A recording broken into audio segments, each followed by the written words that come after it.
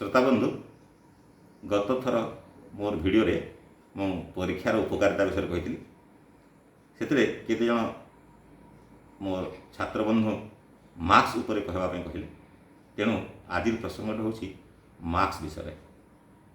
एवं कोरोनार भयावहता समय अनेक लोक मास्क पिंधु ना, जो मैंने मास्क पिंधु ना समस्त को आम अमानिया कहीपर ना, से दुईटी विभाग अच्छे।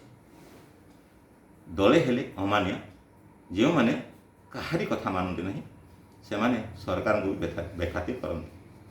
बाकी जो गोष्ठी रहिले से माने होचंती अति विश्वासी।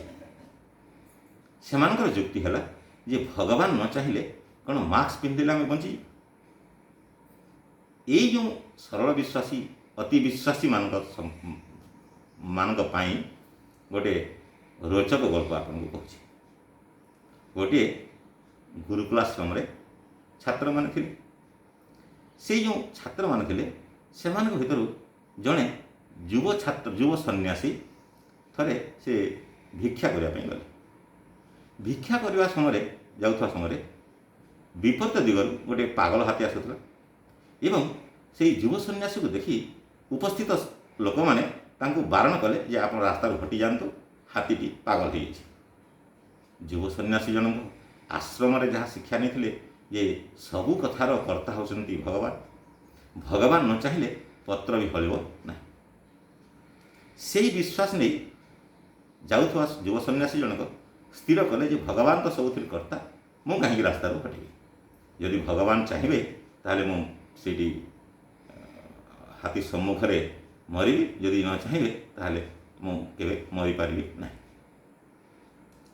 हाथी आसला, युव सन्यासी रास्ता हटिले ना।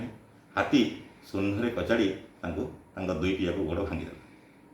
जिते हाथी चलीगला से लोक मैंने उठे नहीं से आश्रम छाड़े। आश्रम छात्र अवस्था देखी आश्रम प्रमुख अन्य पचारि बुझिले घटना विषय सबू जानी सारा पर छात्र बंधु तंकर जो शिष्य को से कहले युव सन्यासी को जे तोर जो अवस्था ये अवस्था तोर मूर्खता ही दायी।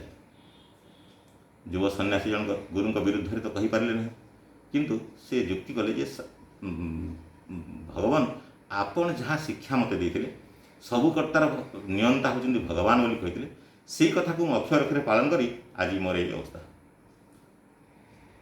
गुरुजी बुझेदेले बाबू सबू कथार कर्ता भगवान, ए कौन द्विमत ना, किंतु भगवान सशरीर आसी सबू काम आमर करदेवे ना।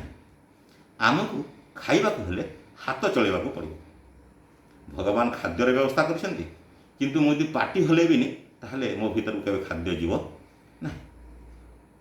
तो भगवान जहाँ करती से सब तांकर अनुचर मान माध्यम करते, निजे से प्रत्यक्ष आसती ना। तेणुक शास्त्र कहुई बहु लोक बाणी ईश्वर बाणी। जिते बड़े रास्ता तुम जाऊल से लोक मैंने जो कहले हाथी पागल हो जाए तुम रास्ता हटि जाओ, सेटा भगवान ही कहते। भगवान तांकर अन्य शिष्य मान माध्यम कहते जे तुम रास्ता हटि जा उचित। तुम जो रास्ता हटिल ना भगवान को तुम अपमानित कर, तेणु तुमको ये दंड भोगवाक पड़ा। युव सन्यासी जनक भूल बुझीगले। ये गल्पर समाप्ति। कहबार तात्पर्य है जे आमे जदि ईश्वर छाड़दे मास्क खंडे पिंधा ना एवं सामाजिक दूरता रक्षा करवा ना, ताहले कोरोना को मुक्ति पाइपर ना। भगवान जिते भगवान कथा आम कहूँ, भगवान का अस्तित्व के अनस्वीकार्य। समग्र विश्व में कोरोना जो काया मिले तार एकमात्र रक्षार उपाय हूँ सामाजिक दूरता और मास्क पिंधा।